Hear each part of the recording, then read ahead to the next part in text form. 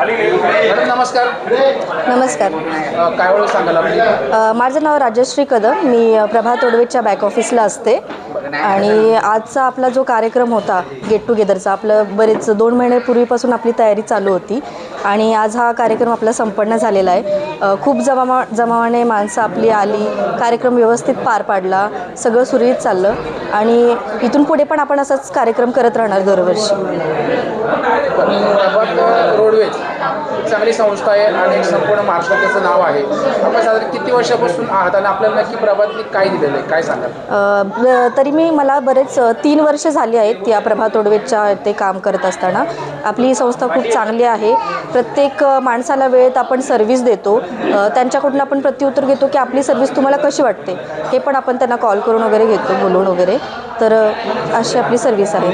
या ठिकाणी जो कार्यक्रम झाला सकाळी किती वाजता चालू झाला होता आणि आता किती वाजले?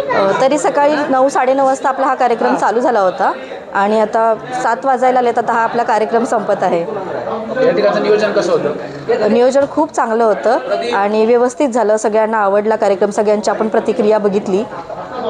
धन्यवाद. धन्यवाद. धन्यवाद.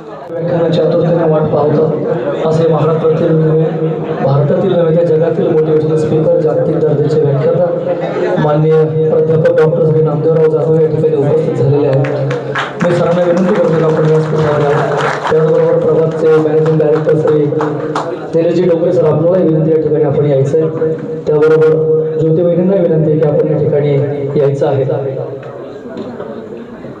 प्रथमतः आपण आपल्या आलेल्या पाहुण्यांचा आणि व्याख्यात्यांचा या ठिकाणी सत्कार करणार आहोत. मी निलेश डोंगरे सरांना विनंती करतो की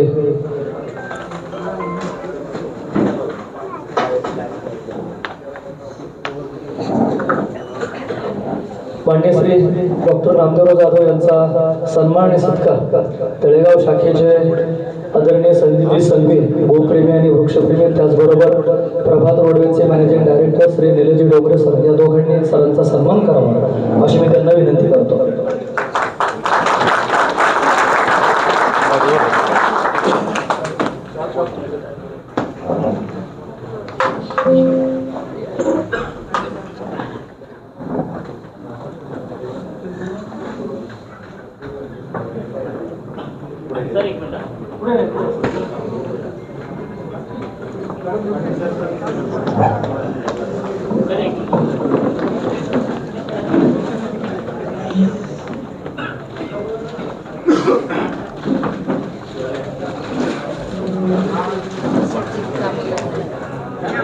महाराष्ट्रातील तरुणांना, बेरोजगारांना चैतन्य आणि स्फूर्तीचा झरा देणारे बेरोजगार मुक्त महाराष्ट्र व्हावा असं स्वप्न पाहणारे इतिहासाचे गाढे अभ्यासक, इतिहासामध्ये आपले जे ऐतिहासिक पुरुष आहेत छत्रपती संभाजी महाराज आणि शिवाजी महाराज यांच्याबद्दलचं पुनर्लेखन करून महाराष्ट्राला खरा इतिहास ज्यांनी समोर आणला असे माननीय श्री नामदेवराव जाधव यांच्या ठिकाणी सन्मान होतो. पुष्पगुच्छ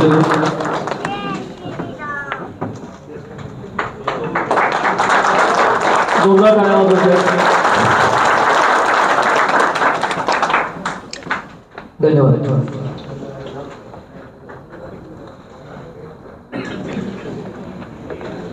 वेळ झालेला असल्यामुळे सरांचा परिचय सांगायचं म्हटलं तर अर्धा तास किंवा 1 तासही पूर्ण नाही.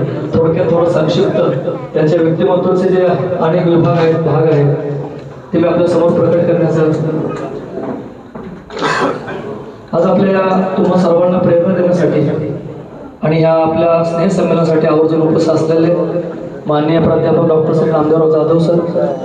महत्त्वाचं असं आहे की अनेक पक्ष आहेत आपल्या देशात काम करतात, पण त्यांच्या लक्षात आलं की प्रत्येकाची एक वतनदारी आणि जहागिरी तयार झालेली आहे आणि जनताभिमुख प्रशासन नाही आहे आणि म्हणून एक जनताभिमुख प्रशासन द्यावं म्हणून त्यांनी स्वतःचा एक राष्ट्रीय पक्ष स्थापन केलेला आहे. सनई छत्रपती शासन या राष्ट्रीय पक्षाचे ते पक्षप्रमुख आहेत. जोरदार टाळ्या. आणि या पक्षाचं ध्येय आहे, ही ध्येय आपण नीट ऐकून घ्या कारण आपल्यासाठीच आहे. सर त्याच्यानंतर बोलतीलच की आपला जो महाराष्ट्र आहे तो बेकारीमुक्त महाराष्ट्र व्हावा, कर्जमुक्त महाराष्ट्र व्हावा आणि घराणेशाही मुक्त महाराष्ट्राचं स्वप्न सर बघतायत. आणि यासाठी त्यांनी अजून एक जोड दिलेली आहे आणि हे होण्यासाठी गरज आहे ती शिवसंस्कार, त्याबरोबर आपले महाराजांचे सगळे किल्ले यांचं गडसंवर्धन आणि यासाठी लागणारा पैसा हवा असेल तर आपल्यातला प्रत्येक तरुण हा उद्योजक झाला पाहिजे आणि प्रत्येकाला रोजगार मिळाला पाहिजे असे या पक्षाचे त्यांचे उद्दिष्ट आहे. सरांनी जवळजवळ 40 पुस्तकं लिहिली आहेत. 40 बेस्ट सेलर पुस्तकांचे ते सिद्धहस्त लेखक आहेत. जागतिक कीर्तीचे वक्ता म्हणून शिकागो सर्व धर्म परिषद अमेरिका यांनी त्याही ठिकाणी आपलं त्यांनी व्याख्यान आयोजित केलेलं आहे. पहिल्या पुस्तकाला अडचण आल्यानंतर त्यांनी स्वतःचं पब्लिकेशन सुरू केलं. राजमाता पब्लिकेशन प्रकाशन संस्था ही सुरू केलेली आहे. त्याच्या माध्यमातून ते पुस्तकं छापपर्यंत ते पोहोचवत आहे. त्याचबरोबर सरांनी राजा शिवछत्रपती ही जी मालिका होती त्याचे ते ॲडवायझर होते. त्यानंतर त्यांची वेबसाईट आहे शिवाजी फाउंडेशन.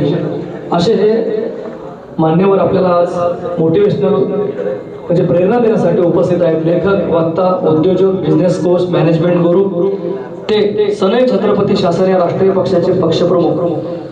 त्यांचा थोडक्यात बालपणाचा आणि जे शिक्षण घेतलं त्याचा परिचय असा आहे की आपला जो पुरंदर किल्ला आहे त्या पुरंदर किल्ल्याजवळ सरांचं जन्मगाव आहे. त्यांचं प्राथमिक शिक्षण मुंबईला पूर्ण झालं आणि त्यानंतर कॉलेज शिक्षणाला त्यांना दूर जावं लागत होतं. घरापासून कॉलेज जवळजवळ 3 ते 4 किलोमीटर अंतरावरती होतं आणि तेव्हापासून सरांनी कडी मेहनत घेतलेली आहे. रोज पायी प्रवास घेऊन आपलं शिक्षण पूर्ण केलं आणि सोमय्या कॉलेज विद्यावेर येथे त्याने कॉमर्समधून ते पदवीधर झालेले आहेत. आपले निलेश सर पण कॉमर्सचेच पदवीधर आहेत आणि सर देखील त्याच कॉलेजचे म्हणजे वाणिज्य शाखेचे पदवीधर आहेत. ज्या कॉलेजमध्ये त्यांनी विद्यार्थी म्हणून काम केलं त्याच कॉलेजमध्ये त्यांना प्राध्यापक म्हणून सुद्धा त्यांची निवड झालेली आहे. आणि या कॉलेजमध्ये शिकवत असताना त्यांना गावाकडे त्यांचं येणं जाणं असायचं आणि कुठल्या तरी त्यांच्या भावकीतल्या माणसाने सांगितलं की आपण राजमाता जिजाऊ यांचे वंशज आहोत, जाधव कुटुंबातले आपण वंशज आहोत. आणि हे जेव्हा सरांना कळलं तिथपासून त्यांचा तो टर्निंग पॉईंट सुरू झाला. नोकरी करावी की नाही असं त्यांचं मनामध्ये उलघाल सुरू झाली आणि त्यांनी निर्णय घेतला की आता आपण इतिहासामधलं संशोधन करायचं. त्यांना ते सगळे धागे दोरे पुरावे सगळे सापडले की आपण जाधव, राजमाता जिजाऊ, लखुजी जाधव यांच्या घरातले वंशज आहोत आणि लढावृत्ती घेऊन आपण या महाराष्ट्रामध्ये काहीतरी नवनिर्माण केलं पाहिजे.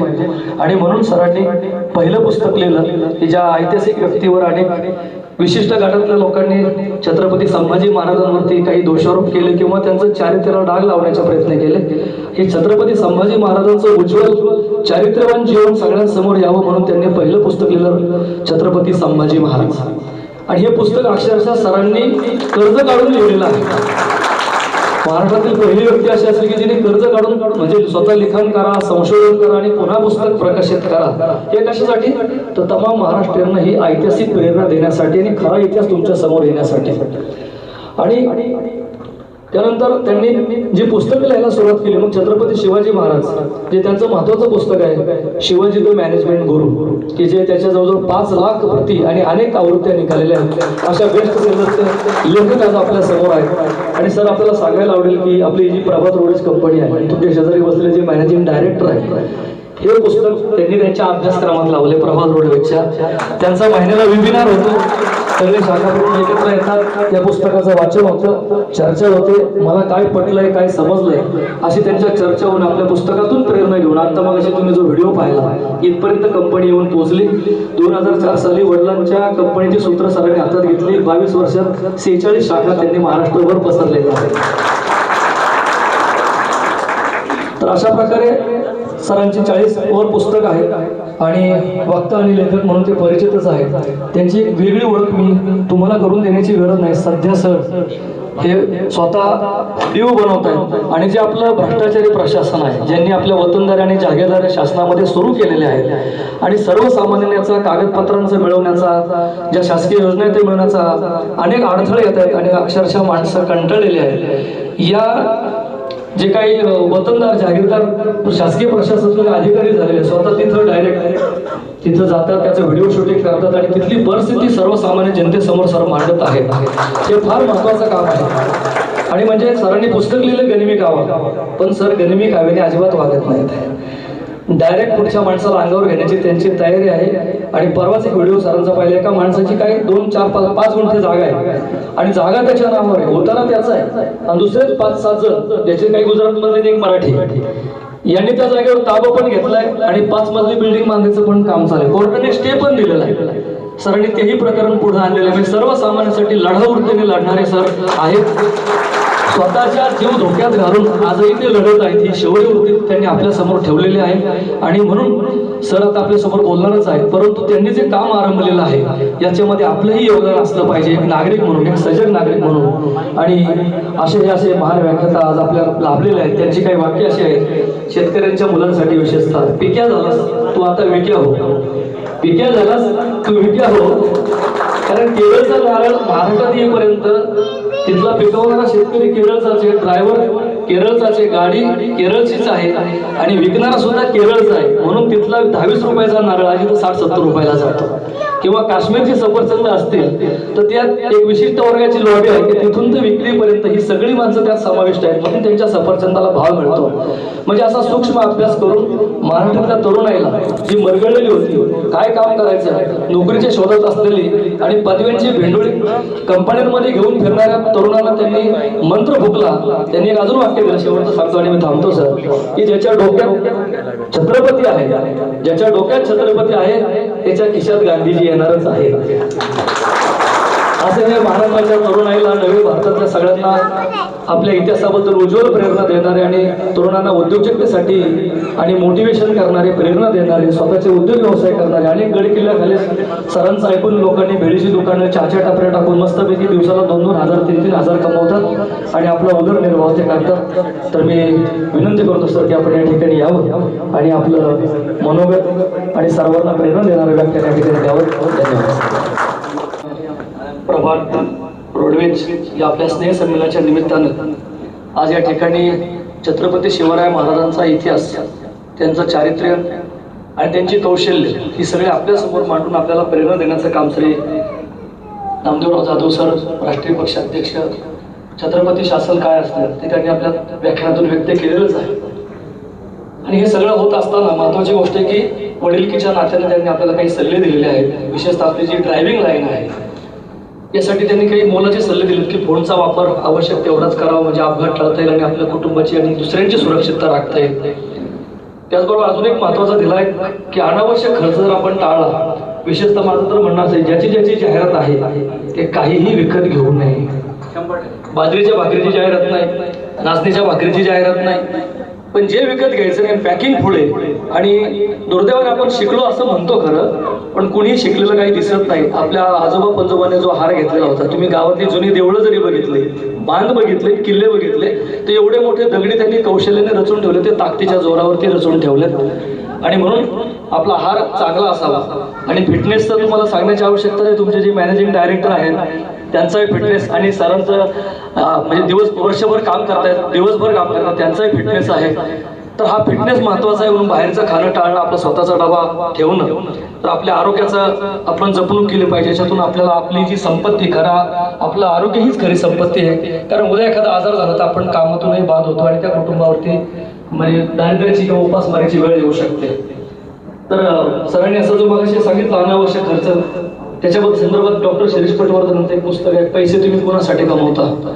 शाळेतली फी भरणे, वकिलाची फी भरणे, बिल्डरला पैसे देणे, डॉक्टरचं बिल देणे, मेडिकलचं बिल देणे, म्हणजे आपण कोणासाठी जगतोय. एकेकाळी इकडांचं राज्य होतं, आता या सगळ्यांचं राज्य आहे. तर तेव्हा कर्जमुक्त महाराष्ट्र हे पण महत्त्वाचं गोष्ट आहे. आपण छोटे छोटे अल्प उत्पन्न गटावाले असतो, यासाठी कर्ज घे, त्यासाठी कर्ज घे, त्याच्या फेऱ्यात आपण अडकलेला असतो. तर अशा प्रकारे वडिलकीच्या नात्याने त्यांनी आपल्याला सल्ला दिलाय. आणि महत्त्वाचं त्यांनी एक कोरोनातलं पण उदाहरण दिलं की सगळ्यात महत्त्वाची गोष्ट आहे की तुमची सगळी सेवा ही देशासाठी चालू होती आणि म्हणून माणसांना त्याही अवस्थेमध्ये तुम्ही तुमचा जीव धोक्यात घालून भाजीपाला पोहोचवलाय, दूध पोहोचवलंय. आणि त्यामुळे भारतातली बंद पडलेली जरी व्यवस्था होती तरी लोकांपर्यंत पोहोचणं, त्यांची सेवा घडवणं, त्यांना अन्न वस्त्र निवारा जे काही औषधं असतील ती पुरवण्याचं काम तुम्ही केलेलं आहे. आणि अजून एक महत्त्वाचं त्यांचं प्रजासत्ताक दिनाच्या निमित्तानं तुम्हाला अभिमानास्पद असणारी गोष्ट आहे की भारताच्या प्रगतीची चाकं ही स्टेरिंगच्या हातात आहे, ती तुमच्या हातात आहे. एवढा मोठा सन्मान त्यांनी तुम्हाला दिलेला आहे. आणि मला जरा प्रश्न होता सर की तुम्ही इतिहासाचे गाडे अभ्यासक आहेत, ही सगळे आमची वाहन चालक मंडळी आहेत, यांना तुम्ही कशी प्रेरणा देणार?